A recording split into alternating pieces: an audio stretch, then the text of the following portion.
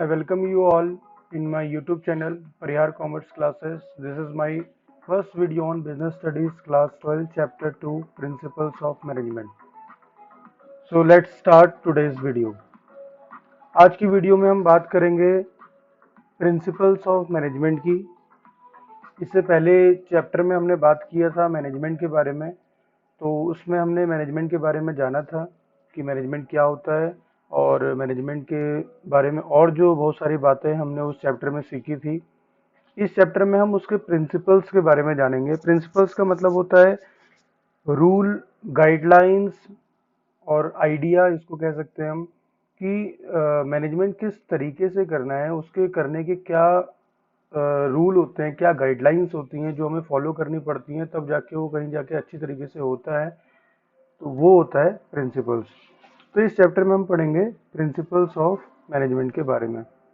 तो सबसे पहले हम इस एग्जाम्पल को समझते हैं, जो एक टोयोटा मोटर कॉरपोरेशन का एग्जाम्पल है। उसने किस तरीके के रूल्स फॉलो किए, गाइडलाइंस फॉलो करी और वो क्या चाहता है। इस एग्जाम्पल से हमें बहुत कुछ सीखने को मिलेगा। तो चलिए स्टार्ट करते हैं इस एग्जाम्पल को। इस चैप्टर में हम किन चीज़ों के बारे में बात करने वाले हैं, ये एग्जाम्पल हमें बताएगा। एग्जाम्पल है टोयोटा मोटर कॉरपोरेशन के रूल्स के बारे में। इसमें जो पहला इसने अपना गाइडलाइन लिखी है या रूल लिखा हुआ है, वो क्या लिखा है, हर कंट्री की लैंग्वेज और लॉ की रिस्पेक्ट करना और एक अच्छी ऑर्गेनाइजेशन के नाम से पूरे वर्ल्ड में पहचान बनाना। ये इनका पहला, इन्होंने अपना जो गाइडलाइंस में अपना रूल लिखा है वो लिखा हुआ है। दूसरा लिखा है कि हर कंट्री के कल्चर और कस्टम्स की रिस्पेक्ट करना और वहाँ की सोशल और इकोनॉमिक डेवलपमेंट करना अपनी ऑर्गेनाइजेशन की एक्टिविटीज़ से। जो भी उनकी एक्टिविटीज़ हैं, जो अगर वो मोटर्स बनाते हैं तो मोटर्स को बनाना, उसको सेल करना, ये मतलब इन्होंने अपनी सेकंड प्रायोरिटी में लिखा था। Clean and safe product sell करना, ताकि सभी लोगों की जो लाइफ है, वो क्वालिटी जो है लाइफ के अंदर में वो इम्प्रूव हो सके। वो जैसा वो लाइफ जी रहे थे अभी तक की, वो उनसे बेटर लाइफ उनको प्रोवाइड कर सकें, ऐसा जो है उन्होंने जो है अपने प्रायोरिटीज़ में या अपनी गाइडलाइंस में लिखा था। फोर्थ पॉइंट इसमें बताता है कि पूरे वर्ल्ड में ऐसे प्रोडक्ट को डेवलप करना जिसमें लेटेस्ट टेक्नोलॉजीज का यूज़ हो और जो प्रोडक्ट पूरे वर्ल्ड के कस्टमर की नीड्स को सेटिस्फाई कर पाए। ये नहीं कि हम एक कंट्री के पॉइंट ऑफ व्यू से काम कर रहे हैं, हम पूरे वर्ल्ड के लोगों के अकॉर्डिंग काम कर रहे हैं और ऐसा प्रोडक्ट बना रहे हैं जो पूरे वर्ल्ड में जो नीड है कस्टमर्स की, उसको सेटिस्फाई कर पाए। फिफ्थ पॉइंट हमें बताता है ऑर्गेनाइजेशन के अंदर हर एम्प्लॉय की क्रिएटिविटी पे उसकी तारीफ हो या फिर उसको रिकॉग्निशन मिले और एक अच्छे जो टीम वर्क है उसको इनकरेज किया जाए, ताकि जो ये ऑर्गेनाइजेशन है टोयोटा कॉरपोरेशन मोटर कॉरपोरेशन, वो अच्छे काम करे और उसके जितने भी मेंबर्स हैं, जितने एम्प्लॉयज़ हैं, हर एम्प्लॉय की रिस्पेक्ट की जाए। ये इन्होंने अपने गाइडलाइंस के अंदर में लिखा हुआ है। सिक्स पॉइंट बताता है कि अपने अच्छे मैनेजमेंट से पूरे वर्ल्ड की ग्रोथ एंड हार्मनी में अपना कंट्रीब्यूशन दिया जाए। ये इन्होंने अपने सिक्स पॉइंट में लिखा है। सेवन पॉइंट हमें बताता है पूरे वर्ल्ड में अपने आप को एक्सपेंड किया जाए और जहाँ जहाँ तक इनकी पहुँच नहीं बनी है, जो जो कंट्री अभी इनके मेंबर नहीं बने या फिर कंट्री के अंदर भी बहुत बड़ी कंट्री होती है, तो उस कंट्री के हर एक पार्ट तक पहुँचा जाए और नए नए लोगों को अपने बिजनेस से जोड़ा जाए। तो ये इन्होंने अपनी कुछ गाइडलाइंस बनाई थी ताकि ये अपने एक विज़न को कंप्लीट कर पाएँ, जो इन्होंने 2010 में जो है किया था। तो क्या था ये सब चीज़ें, इनके बारे में थोड़ा बात करते हैं। टोयोटा कंपनी ने अपने ग्लोबल विजन 2010 में इन प्रिंसिपल्स को फॉलो किया था और इन प्रिंसिपल्स को फॉलो करते करते जो है इन्होंने 2010 में अच्छी कंपनी के नाम से अपनी पहचान बनाई थी। तो इनके कुछ और चीज़ें जो थी, इन्होंने जो अपने इन गाइडलाइंस के अंदर में डाली थी, जैसे कंटिन्यूस इनोवेशन इन फ्यूचर, यानी कि जो आने वाला टाइम है 2010 तक के लिए इनका ये विज़न था। विज़न का मतलब होता है कि इन्होंने अपने एक टारगेट बनाया था और उसके बाद भी ऐसा नहीं था कि ये अपने काम को बंद कर देंगे। ये 2010 तक की टारगेट को इन्होंने बनाया था और उसके बाद भी कंटिन्यूसली उसके ऊपर काम करते रहेंगे, ऐसा इन्होंने माना था। Use of environment friendly technologies, और इन्वायरमेंट फ्रेंडली टेक्नोलॉजीज को बनाया जाए, respecting and working with different sections of society. और जो सोसाइटी के अंदर में जितने टाइप के लोग हैं, जिन जिन लोगों को इस बिजनेस से हेल्प मिल सकती है, वो प्रोवाइड करे जाए। And establishing an interactive relationship with society, और एक सोसाइटी के साथ एक इंटरैक्टिव रिलेशनशिप को क्रिएट किया जाए। तो ये जो एग्जाम्पल है, ये हमें किस चीज़ के बारे में बताता है, ये हमें थोड़ा यहाँ पे दिया हुआ है, तो पढ़ते हैं जरा इसको उसके नीचे की लाइन से। It is clear from the forgoing case से, जरा इसको समझिएगा।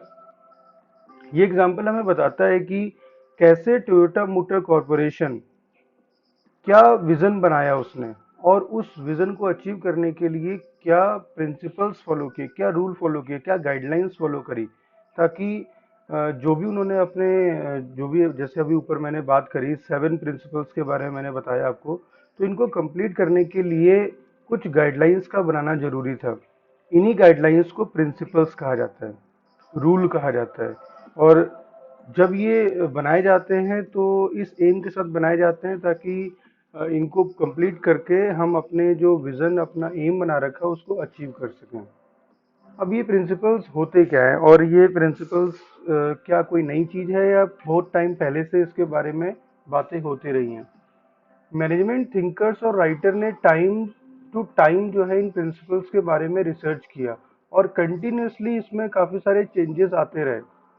कोई राइटर कुछ कहता था, कोई राइटर कुछ कहता था, तो बहुत सारे राइटर्स ने इसके बारे में अलग अलग बातें करी। आप इस बॉक्स में जो लिखा हुआ है इवोल्यूशन ऑफ मैनेजमेंट प्रिंसिपल्स, इसको अगर आप पढ़ेंगे लास्ट तक, तो आपको समझ में आएगा कि जो थिंकर्स थे, जो मैनेजमेंट के बारे में सोचते थे, उन्होंने क्या क्या सोचा और किस किस तरीके की सोच को रखा अपने। आप इसको पढ़ेंगे तो आपको बहुत ज़्यादा समझ में आएगा इसके बारे में।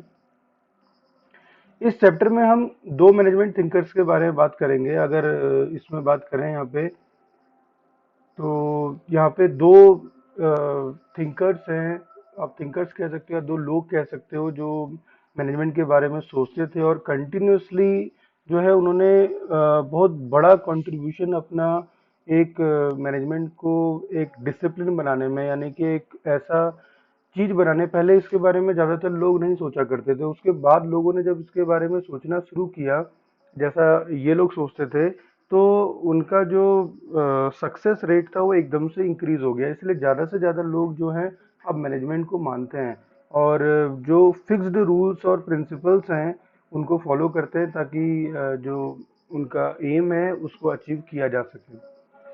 तो इनमें से एक थे फेडरिक विंस्लो टेलर, जिनको हम कहते हैं एफ डब्ल्यू टेलर, और दूसरे हैं हेनरी फ्योल। जो एफ डब्ल्यू टेलर है वो एक अमेरिकन मैकेनिकल इंजीनियर थे, और जो हेनरी फ्योल है वो एक फ्रेंच माइनिंग इंजीनियर थे। और ये इंजीनियर थे, आप सोचो, और उसके बाद इन्होंने एक सोच रखी, एक सोचा कि कैसे काम होता है, क्या होता है, और तब जाके जो है इन्होंने एक पूरी की पूरी मैनेजमेंट की थ्योरी लेके आ गए सामने। एफ डब्ल्यू टेलर ने साइंटिफिक मैनेजमेंट का कॉन्सेप्ट दिया, और दूसरी तरफ जो हेनरी फ्योल थे, उन्होंने एडमिनिस्ट्रेटिव प्रिंसिपल का कॉन्सेप्ट दिया। इनके बारे में और डिटेल में जानने से पहले हम जरा जानते हैं कि एक्चुअल में जो प्रिंसिपल्स ऑफ मैनेजमेंट है वो आखिर में है क्या। हमने एग्जाम्पल पढ़ा, हमने उसके बारे में पढ़ा कि क्या था, किसने बनाया, कौन कौन लोग थे इसके बीच में। अब हम जानते हैं कि जो प्रिंसिपल ऑफ मैनेजमेंट है वो आखिर में है क्या। ये वो गाइडलाइंस हैं जो बनाई गई हैं ताकि जो ऑर्गेनाइजेशन का जो रिजल्ट है, या आप कह सकते हो ऑर्गेनाइजेशन का जो ऑब्जेक्टिव है, उसको अचीव किया जा सके। तो ये जो गाइडलाइंस हैं, ये ऑर्गेनाइजेशन के डिसीजन मेकिंग को, और ऑर्गेनाइजेशन के जो बिहेवियर है, बिहेवियर का मतलब होता है इंडिविजुअल का बिहेवियर होता है, और एक ऑर्गेनाइजेशन का बिहेवियर होता है, उन दोनों को अफेक्ट करता है। अब किस तरीके से, तो आप ये जो यहाँ पे टॉपिक है principles of management the concept, इसके बारे में बता रहा हूँ आपको, तो इसको आप पढ़ते रहेंगे, तो मैं समझा रहा हूँ, तो आप इसको पढ़ते भी रहिएगा और मेरी बातों को सुनते भी रहिएगा, तो आपको बहुत सारी चीज़ें क्लियर हो जाएंगी। सबसे पहले बात करते हैं डिसीजन मेकिंग को। डिसीजन मेकिंग का मतलब होता है कि आपके सामने एक कंडीशन है और उस कंडीशन में आपको डिसीजन लेना है। तो किस तरीके से जो रूल रेगुलेशन है वो हमारे डिसीजन को अफेक्ट करते हैं, जरा उसके बारे में एक एग्जांपल है, उसको जरा समझते हैं। जैसे कि मैंने आपको बताया था कि जो मैनेजर होते हैं उनका बहुत इम्पोर्टेंट रोल होता है, और जो मैनेजर्स होते हैं यही ज़्यादातर मैनेजमेंट को संभालते हैं। हमने जो लेवल्स ऑफ मैनेजमेंट में पढ़ा था कि किस तरीके से हर एक लेवल पे अलग अलग मैनेजर होता है और इनका काम मैनेज करना होता है। तो जो प्रिंसिपल्स ऑफ मैनेजमेंट है उसको हम मैनेजरियल प्रिंसिपल्स भी कह सकते हैं। मैनेजरियल जो वर्ड है वो मैनेजर से आता है, यानी मैनेजर जो काम करता है उसको मैनेजरियल वर्क कहते हैं, यानी मैनेजमेंट वाला वर्क कहते हैं। तो एक मैनेजर, अगर हम बात करें, कोई रिक्रूटमेंट वाला मैनेजर है जो लोगों की रिक्रूटमेंट करता है, यानी कि एचआर मैनेजर है, ह्यूमन रिसोर्स, वो ऑर्गेनाइजेशन के अंदर में अगर एम्प्लॉयज़ की कमी हो जाती है और एम्प्लॉयज़ की ज़रूरत पड़ती है तो किस तरीके से रिक्रूटमेंट प्रोसेस को करना है, ये एक मैनेजर है। और अभी ये रिक्रूटमेंट प्रोसेस नहीं कर रहा है, लेकिन अभी जो इंटरनल एम्प्लॉयज़ हैं उनकी प्रमोशन करनी है। तो इसके सामने एक कंडीशन आई है कि इसको किसी एक इंसान को प्रमोट करना है, यानी कि उसको और ऊंची पोस्ट देनी है। तो अब ये सोचता है कि क्या इसको सीनियरिटी के बेस पे वो पोस्ट दे दी जाए या मेरिट के बेस पे उसको पोस्ट दी जाए। मेरिट का मतलब है कि जितने भी लोग इस लाइन में खड़े हैं ऊपर वाले पोस्ट में जाने के लिए, उनमें उनकी क्वालिटी को देखा जाए, या जो जितना अच्छा उन्होंने काम किया है उस परफॉर्मेंस के अकॉर्डिंग उनको दिया जाए, या क्योंकि वो सीनियर हो चुके हैं, काफ़ी लंबे टाइम से उस नीचे पोस्ट पे काम कर रहे हैं, तो उनको ऊपर पोस्ट पे बढ़ाया जाए। तो ये मैनेजमेंट का जो रूल है या मैनेजमेंट के जो प्रिंसिपल हैं, ये डिपेंड करता है कि वो मैनेजर क्या फॉलो करता है, कि उनके ऑर्गेनाइजेशन का रूल क्या है। अगर उनके ऑर्गेनाइजेशन का रूल है सीनियरिटी के बेस पे उसको प्रमोट किया जाए तो वो किया जाएगा, अगर उनका रूल है मेरिट के बेस पे किया जाए तो वो किया जाएगा। तो इस तरीके से जो प्रिंसिपल्स ऑफ मैनेजमेंट है वो डिसीजन मेकिंग को अफेक्ट करते हैं ऑर्गेनाइजेशन के। और दूसरा, अगर हम बात करें, बिहेवियर को भी इफेक्ट करते हैं। बिहेवियर का मतलब होता है, अगर इंडिविजुअल की अगर हम बात करें, मेरी और आपकी बात करें, तो बिहेवियर का मतलब होता है कि अ, हम किसी भी एक कंडीशन में कैसे रिस्पॉन्स करते हैं। आपने देखा होगा कि बहुत सारे कॉल सेंटर्स में जब हम कॉल करते हैं तो इतने सारे कॉल्स वहाँ पे जाते हैं, उसके बाद भी जब नया कॉल उनके पास जाता है तो फिर वो बहुत पोलाइटली बात करते हैं, क्योंकि उनका जो गाइडलाइंस हैं, तो वो गाइडलाइंस उनको कहती हैं कि आप किसी भी कस्टमर के साथ बुरी तरीके से बात नहीं करोगे, चाहे आपको कितना भी गुस्सा आया हुआ हो। तो ये उनके बिहेवियर को क्या कर दे रहा है, उनके बिहेवियर को बिल्कुल आप कह सकते हो रिस्ट्रिक्ट कर दे रहा है। वो अपने अकॉर्डिंग काम नहीं कर सकते, वो ऑर्गेनाइजेशन के बिहेवियर के अकॉर्डिंग काम करेंगे, जो ऑर्गेनाइजेशन ने अपना बिहेवियर बनाया है। तो इस तरीके से ये इंडिविजुअल का बिहेवियर है। और ऑर्गेनाइजेशन का बिहेवियर भी होता है कि ऑर्गेनाइजेशन कहता है कि हमें एम्प्लॉयज़ को साथ कैसा ट्रीटमेंट करना है, हमें कस्टमर के साथ कैसा ट्रीटमेंट करना है, तो वो फिक्स कर दिया जाता है और सभी जो ऑर्गेनाइजेशन के मेंबर्स होते हैं वो उसी रूल के अकॉर्डिंग काम करते हैं। तो इसका भी एग्जांपल मैं आपको बताता हूँ। जो बिहेवियर है ह्यूमन बीइंग का और जो टेक्नोलॉजी है, ये स्टैटिक नहीं होती। स्टैटिक का मतलब ये कांस्टेंट नहीं है, ये चेंज होते रहते हैं, ये कंटिन्यूसली बदलते रहते हैं। अभी ऑर्गेनाइजेशन जो है अपने बिहेवियर में भी कंटिन्यूसली चेंज लाती रहती है, ये अकॉर्डिंग टू कंडीशन जो है वो अपने आप अपने बिहेवियर को बदल देती है। जैसे इंडिविजुअल भी अपने बिहेवियर को अकॉर्डिंग टू कंडीशन बदल देता है, तो ऑर्गेनाइजेशन भी अपने बिहेवियर को अकॉर्डिंग टू कंडीशन बदल देते हैं। और अगर हम बात करें टेक्नोलॉजी की, तो टेक्नोलॉजी भी जो होती है वो अकॉर्डिंग टू जैसे से टाइम पीरियड जो बदल रहा है उसके अकॉर्डिंग वो कंटिन्यूसली इम्प्रूव होती चली जा रही है। अगर आप देखो ध्यान से कि पहले के जो कंप्यूटर्स थे फर्स्ट जनरेशन के, वो कितने बड़े हुआ करते थे, और आज जो फिफ्थ जनरेशन है वहाँ पे कंप्यूटर्स जो है कितने स्मॉल हो चुके हैं और कितने फास्ट हो चुके हैं। तो ये क्या है, टेक्नोलॉजी में चेंजेस हैं। तो अगर कोई ऑर्गेनाइजेशन बिहेवियर और टेक्नोलॉजी के साथ तालमेल नहीं कर पाती है, तो वो लंबे टाइम तक की मार्केट में नहीं टिक पाती है। वो लॉन्ग टर्म जो है वो अपने आप को स्टेबल नहीं रख पाती है मार्केट के अंदर में। इसीलिए बिजनेस ऑर्गेनाइजेशन के लिए ज़रूरी है कि वो बिहेवियर और टेक्नोलॉजी के साथ चलते रहें, और जैसे जैसे कंडीशन सिचुएशंस आती हैं वो अपने आप को चेंज करते रहें। हमने प्रिंसिपल ऑफ मैनेजमेंट और टेक्निक्स ऑफ मैनेजमेंट में डिफरेंस जान लेना चाहिए। अगर हम, कई लोग जो है कंफ्यूज हो जाते हैं कि प्रिंसिपल्स ऑफ मैनेजमेंट और जो टेक्निक्स ऑफ मैनेजमेंट है वो दोनों सेम होता है। तो जरा जानते हैं इसके बारे में डिफरेंस की आखिर में होता क्या है।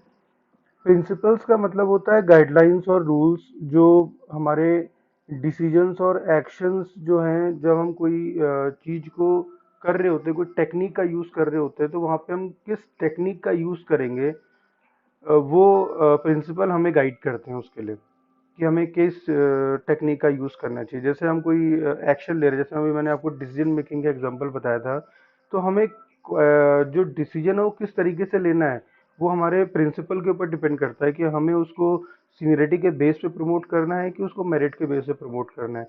तो ये जो प्रिंसिपल्स होते हैं वो हमारे काम करने के तरीके जो होते हैं उसको जो है उसके लिए गाइडलाइंस प्रिपेयर करते हैं। और टेक्निक का मतलब क्या होता है? टेक्निक का मतलब होता है कि हम एक जो स्टेप्स हैं, सीरीज ऑफ स्टेप्स हैं, वो फॉलो करते हैं ताकि हम अपने डिजायर्ड गोल को कंप्लीट कर पाएँ। तो वो टेक्निक अलग चीज़ होती है। टेक्निक जो चीज़ है वो अलग है, और जो प्रिंसिपल्स हैं वो अलग है। इसी तरीके से प्रिंसिपल्स और वैल्यूज़ में भी कभी-कभी जो है हम डिफरेंस नहीं कर पाते हैं, प्रिंसिपल और वैल्यूज़। तो वैल्यूज़ क्या होती हैं? वैल्यूज़ का मतलब होता है कि जो सोशली एक्सेप्टेबल हैं, हमारे संस्कार जिसको हम कहते हैं। अगर हम एक ऐसी सोसाइटी में रहते हैं जहाँ पे सभी लोग अच्छी तरीके से रह रहे हैं, कोई लड़ाई झगड़ा नहीं कर रहे हैं, तो सोसाइटी में वो चीज़ें चल रही हैं, इसीलिए सभी लोग फॉलो कर रहे हैं उसको, तो ये वैल्यूज़ हैं। और प्रिंसिपल्स की अगर हम बात करें तो प्रिंसिपल जो है वो बिहेवियर को अफेक्ट करता है। अगर आपके प्रिंसिपल्स हैं, आपके रूल्स और गाइडलाइंस है कि मेरे को इस पीरियड, इस टाइम पे ऐसा एक्शन लेना आपने मन में बना रखा है, तो वो आपके बिहेवियर को अफेक्ट करता है। कई बारी जो प्रिंसिपल ज़्यादा मानने से भी हम जो है रिजिड हो जाते हैं। रिजिड का मतलब है कि हम उसके आगे सोचते नहीं हैं, हम वहीं तक की अपने आप को फिक्स कर देते हैं कि अगर ये कंडीशन रहेगी तो मुझे यही करना है। जैसे आपने, जिन लोग को सिद्धांतवादी लोग कहते हैं, वो अपने सिद्धांत से नहीं हटते हैं। तो प्रिंसिपल्स कई बारी क्या करते हैं कि वो हमारे बिहेवियर को अफेक्ट करने लग जाते हैं। तो ये था इस टॉपिक में हमने बात करी दो टॉपिक्स के बारे में। एक तो हमने एग्जाम्पल को रीड किया, और दूसरा हमने बात करी कि जो कॉन्सेप्ट है प्रिंसिपल्स ऑफ मैनेजमेंट, इसको। नेक्स्ट वीडियो में हम बात करेंगे जो कमिंग सैटरडे है। कमिंग सैटरडे में जब भी वीडियो मैं बनाऊंगा तो उसमें हम बात करेंगे इसके आगे के टॉपिक्स के बारे में। तो थैंक यू।